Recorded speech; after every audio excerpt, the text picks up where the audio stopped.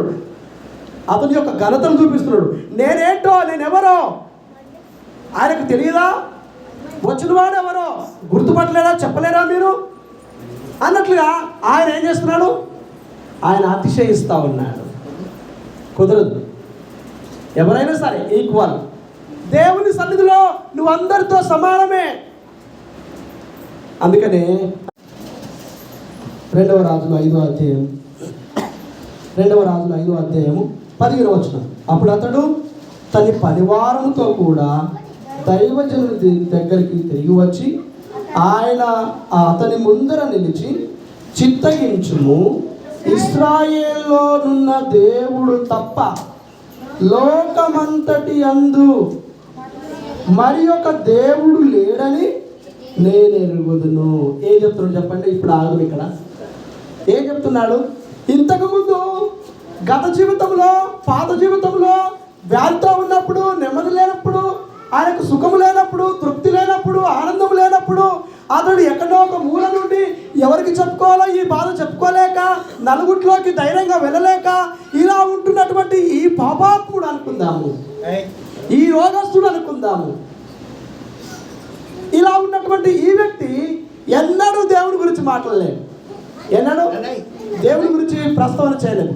ఎప్పుడైతే అతని జీవితము మార్పు చెందిందో, ఇప్పుడు చెప్తా ఒక మాట ఏనండి, ఎవరైతే మార్పు చెందుతారో వారే ఆరాధించగలుగుతారు, వారే ఆరాధన చేయగలుగుతారు. జీవితం మారదు. ఎలా ఆరాధిస్తాం? ఏమి ఆరాధన రాదు. ఏదో నోటి మాటకు, ఏదో గాలేమనుకుంటారో, గీలేమనుకుంటారో, ఏదో ఒకటి అనాలి కాబట్టి అనాలి అని వంతుకు గంతేసినట్లు ఉంటుంది. కానీ హృదయపూర్వకంగా ఆరాధన నీ పాపము నుంచి నువ్వు విడుదల పొందినప్పుడే, నీ పాపము నుంచి నువ్వు బయటకు వచ్చినప్పుడే హృదయపూర్వక ఆరాధన. అది చెప్పలేము. ఆనందము, ఆ సంతోషము వర్ణించలేనిది. ప్రభువా, ఎలా రోగస్తుడు ఉంటిని, ఎంత భయంకరమైన వ్యాధితో బాధపడ్డా ఎవరూ బాగు చేయలేరు, ఈ లోకంలోనే లేరు, నీవే దేవుడవు అన్నాడు నయమాన్. నిజమే. ఈ రోజున నయమాన్ ఆరాధన చేయగలిగినట్లుగా నువ్వు చేయగలవా? నయమాను దేవుని పొగిడినట్లుగా నీ జీవితంలో ఆయన్ను పొగడడానికి నీలో ఆశ, ఆతృత, మార్పు, ఆ చేంజ్ నీలో ఉందా? ఉంటేనే ఆరాధన చేస్తాం. ఎక్కడెక్కడో పడుతూ, ఎక్కడెక్కడో ఉంటూ, ఎక్కడెక్కడో ఏమో చేస్తూ రహస్యముగా ఉంటే నయమాను లేక ఇంట్లోనే మురుగుతావు. ఇంట్లోనే దుఃఖం, ఏడుపు, రోదన. ఎవరికి చెప్పుకోవాలే నా బాధ, ఏమి చేయాలి అనే ఆలోచన ధ్యాసతోనే నువ్వు మిగిలిపోతావు. చివరికి అందులోనే ఆగమైపోయే అవకాశం కూడా ఉన్నాయి. కాబట్టి నయమాను జీవితంలో చూడండి ఎంత గొప్ప మార్పు. ఎప్పుడైతే జీవితం మారిందో, ఎప్పుడైతే బ్రతుకు మారిందో, ఎప్పుడైతే స్వస్థత, ఎప్పుడైతే విడుదల పొందుకున్నాడో, అతడు దేవుణ్ణి వర్ణించకుండా, దేవుణ్ణి కనపరచకుండా, దేవుణ్ణి స్తుతించకుండా, దేవుణ్ణి పొగడకుండా ఉండలేడు. ఏమన్నాడు? 2వ రాజులు 5వ అధ్యాయం 15వ వచనంలో ఈయన అంటున్నాడు, ఏమంటున్నాడు చూడండి, ఇశ్రాయేలులో ఉన్న దేవుడు తప్ప, ఇశ్రాయేలులో ఉన్న దేవుడు తప్ప, చదవండి, లోకమంతటి అందు మరి ఒక దేవుడు లేడు అని చెప్పినాడు. బిగ్గరగా, గట్టిగా, గంభీరంగా ప్రకటిస్తూ ఉన్నాడు. ఎవరికి భయపడలేదు. ఎందుకు? జీవితం ఎవరు మార్చలేరయ్యా.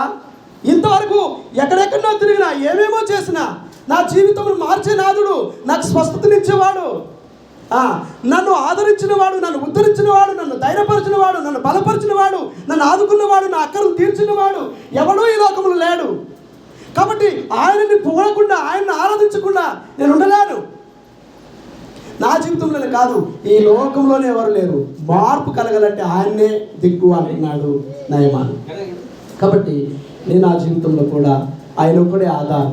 ఎక్కడెక్కడ తిరిగినావు, నీ పాపం పెట్టుకొని ఏమేమో చేసినావు, ఏదో పుణ్యం చేసినావు, ఏదో దానం చేసినావు, ఎన్నో దాన ధర్మాలు చేసినావు, ఏదో యాత్ర చేసినావు, నలిగిపోయినావు, విరిగిపోయినావు, చివరికి దిక్కులేక చావనుకున్నావు. అద్భుతమైన రీతిలో యేసు దగ్గరికి రావడం బట్టి నీ విమోచన కలిగింది, విడుదల కలిగింది, స్వేచ్ఛ కలిగింది, పాప క్షమాపణ కలిగింది. ఆయన ద్వారానే కదా. ఆయన్నే మర్చిపోతున్నావు, ఆయనే పక్కన పెడుతున్నావు, ఆయన్నే సులువుగా తీసుకుంటావు. జీవితం మార్చింది ఆయన.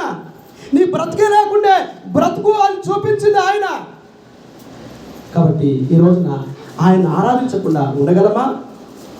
కాబట్టి ఆ నయమాను ఈ మాటలు చెప్తూ ఉన్నాడు. చూడండి ఒకసారి నయమాను జీవితంలో ఎంత గొప్ప మార్పు.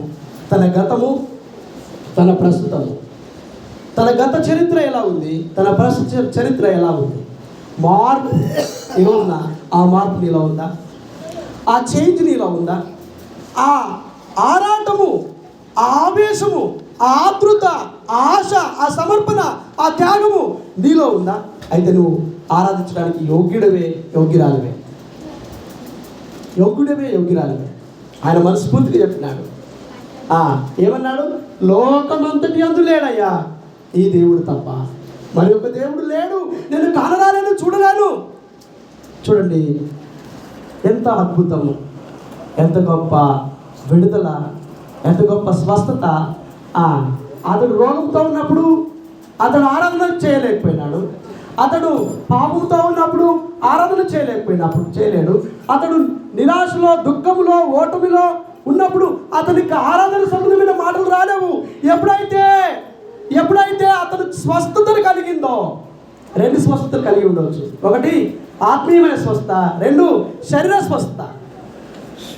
అతని శరీరము బాగా అయిపోయింది, ఆత్మ కూడా శుద్ధి అయిపోయింది. చూడండి ఆ మాట కూడా శుద్ధి అనే మాట రాయబడింది. చూడండి ఒకసారి 15వ వచనంలో 14వ వచనంలో కనిపిస్తుంది. అతడు పోయి దైవజనుడు చెప్పినట్లు యోర్దాను నదిలో 7 మార్లు మునుగగా అతని దేహము పసిపిల్ల దేహము వలనై అతడు ఏమైపోయింది చెప్పండి? అతడు శుద్ధుడాయను. నువ్వు శుద్ధి చేయబడితేనే ఆరాధన చేయగలవు. నువ్వు శుద్ధీకరించబడితేనే అతన్ని పూజించగలవు. కాబట్టి ఈ మాటలతో మనం దేవుడిని ఆరాధన చేద్దాం. గమనించండి, మరి నయమాను జీవితంలో గొప్ప మార్పు. చూడండి ఆయన చేసినటువంటి కొన్ని విషయాలు కొంత మనం ఒకవేళ చూసుకుంటే 16వ వచనంలో చూడండి ఒకసారి. ఎలీషా ఎవరి సన్నిధి నేను నిలబడి ఉన్నానో అంటే ఇక్కడ ఏం చేసినాడు? 15వ వచనంలో అంటే 15వ వచనంలో చివరి లైన్లో నీవు నీ దాసుడునైన నా యొక్క బహుమానము తీసుకునవలసిందిగా అతనితో చెప్పగా, అంటే తీసుకొచ్చింది కదా కొన్ని. అమ్మా ఏం తీసుకొచ్చిండు? వెండి, దుస్తులు, డబ్బులు అన్నీ తీసుకొచ్చింది కదా. అయ్యా నా మనస్ఫూర్తిగా చెప్తున్నా, నా హృదయపూర్వకంగా చెప్తున్నా, నేను బాగా అయిపోయినా, ఇదిగో తీసుకో. కానుకలు అనేది, సమర్పణ ఇవ్వడం అనేది ఏదో చేయడం బట్టి వచ్చేది కాదు. జీవితంలో ఉల్లాసం పెరిగి, ఉత్సాహం పెరిగి, సంతోషం పెరిగి, ఇదిగో నా భాగము, ఇదిగో నా దగ్గర ఉన్నది, ఇదిగో తీసుకో అని ఇచ్చేది. జీవితం మారకపోతే వద్దు, జీవితం మారితే. కాబట్టి ఇక్కడ మనం గమనిస్తే అతడు ఏం చేస్తున్నాడు? ఇప్పుడు బహుమానాలు ఇస్తూ ఉన్నాడు. సరే, బహుమానాలు ఇస్తుంటే నయమాన్ ఏమన్నాడంటే వద్దయ్యా, వద్దు అని చెప్తున్నాడు. చూడండి ఒకసారి 16వ వచనం. ఎలీషా ఎవరి సన్నిధిని నేను నిలబడి ఉన్నానో ఇశ్రాయేలు దేవుడైన ఆ యెహోవా జీవంతోడు నేనేమీ తీసుకోను అని చెప్పాను. నయమాన్ అతన్ని ఎంతో బతిమాలినను అతడు ఒప్పకపోయేను. 17వ వచనంలో అప్పుడు యెహోవాకు తప్ప దహన బలినైనను మరి ఏ బలినైనను ఇతరమైన దేవతలకు నేను ఇక అర్పింపను. చెప్పండి. ఆయన నిశ్చయించుకున్నాడు, ఆయన సమర్పించుకున్నాడు, ఆయన గట్టిగా ఒక తీర్మానం చేసుకున్నాడు. ఈ దేవుని తప్ప నా జీవిత కాలంలో ఎవరిని అనుసరించను. ఆ నిర్ణయము ఈ దినమున లేదా ఇంతకాలమే ఉండొచ్చు, గతంలో తీసుకొని ఉండొచ్చు. ఆ నిర్ణయం పైన ఆధారపడి, కట్టుబడి, నిలబడి ఉన్నావా? లేవు. ఏదో ఏమంటారు, చిన్న ఎలీషా అయ్యా నువ్వు వెళ్ళి యోర్దాను నదిలో 7 మార్లు స్నానం చేయ అని చెప్పినాడు. ఈయనకి ఏమొచ్చింది? ఏమొచ్చింది? కోపం వచ్చి ఏం చేసినాడు? ఎవరు చేస్తారు ఆ చిన్న పని? నేను ఎన్నో గొప్ప పనులు చేసినా, నేను నా స్థితి, నా స్థాయి ఏంటిదో అసలు మీరు ఏమనుకుంటున్నారు అని చెప్పేసి ఏం చేసినాడు? తిరిగి వెళ్ళిపోవడానికి సాహసం చేసి లేదా వెళ్ళిపోయినాడు. ఓకే, వెళ్ళిపోయిన వ్యక్తి, అమ్మా తిరిగి వెళ్ళిపోయిన వ్యక్తి తిరిగి వచ్చినాడు. ఇదే ఆరాధన. నీ జీవితంలో ఎక్కడ పడ్డావో, ఎక్కడ నలిగిపోయినావో, ఎక్కడ పాపము అలవడించుకుందో, ఎక్కడ లోకంలోకి వెళ్ళిపోయినావో, నువ్వు తిరిగి వచ్చి ఆయన ఆరాధన చేయు. ఆయన ఒక్కడే దిక్కు. ప్రభా నేను విడిచిపెడితే నువ్వు కాదనుకున్నా, నేను వద్దనుకున్నా, నువ్వు చూస్తున్నావనే ఆ ఇంకింత జ్ఞానం కూడా లేకుండా ప్రవర్తించిన, అజ్ఞానంలోకి వెళ్ళిపోయినా, అవిధేయతలోకి వెళ్ళిపోయినా, మూర్ఖత్వంలోకి వెళ్ళిపోయినా, నా జీవితాన్ని పాడు చేసుకున్నా, ఇదిగో ఈ రోజున నేను నా కన్ను తెరిపించినావు, నీవే దేవుడు అని, నీవే రక్షకుడు అని, నా జీవితాన్ని మార్పు చేసిన దేవుడు అని, ఇదిగో నేను తిరిగి వచ్చి ఏం చేసినాడు? కృతజ్ఞత చూపించినాడు. మొదట ఏం చేసినాడు? తిరిగి వెళ్ళిపోయాడు. అదే వ్యక్తి తిరిగి వచ్చి ఎలీషా ముందర నిలబడ్డాడు. అంతకుముందేమో ఎలీషా ముందర నిలబడ్డానికే ఇష్టపడలేడు.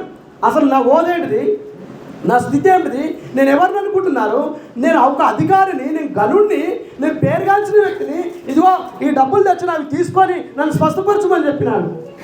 ఈ డబ్బు ఎవరు కావాలి? ఈ డబ్బు ఎవరికి కావాలి? నీ గుణం మారని డబ్బు ₹1 సద్ద కూడా అయ్యారు. నీ బ్రతుకు మారని జీవితము ఆరాధన చేయొద్దు. నువ్వు ఎవరికి ఆరాధన చేస్తున్నావు? దయ్యాలక? కాబట్టి ఇది నా జీవితం మారింది, బ్రతుకు మారింది, గొప్ప సంతోషం, గొప్ప ఆనందం. ఏం చేసినాడు ఆయన? అంటూ ఏమన్నాడు? ఈ లోకంలో ఆయన తప్ప ఎవరు లేరు. ఈ చిన్న మాట కాదు. ఏమన్నాడు? లోకములోనే, ప్రపంచంలోనే, భూమి మీద ఉన్న వారందరిలోనూ ఆయన తప్ప ఎవరు లేరు. ఈరోజు నువ్వు గ్రహించగలిగినావా? గుర్తించగలిగినావా? ఆయన తప్ప నీకు ఆధారం లేదని. కాబట్టి ఆయనే ఆధారం, ఆయనే దిక్కు, ఆయనే ఆశ్రయం. కాబట్టి ఈ మాటలతో మనం దేవుని ఆరాధన చేద్దాం. దయచేసి అందరూ ఒకసారి లేచిన పడదాం. ఒక పల్లవి పాడుతున్న సమయంలో దేవుని ఆరాధన చేద్దాం. ఆయన ఒక్కడే అనే మాట మనం గమనించినాము. కాబట్టి ఆయన ఒక్కడే నీకు నాకు ఆధారము, ఆశ్రయం. అలాంటి వ్యక్తిని మనము మర్చిపోకుండా ఆరాధన చేద్దాం.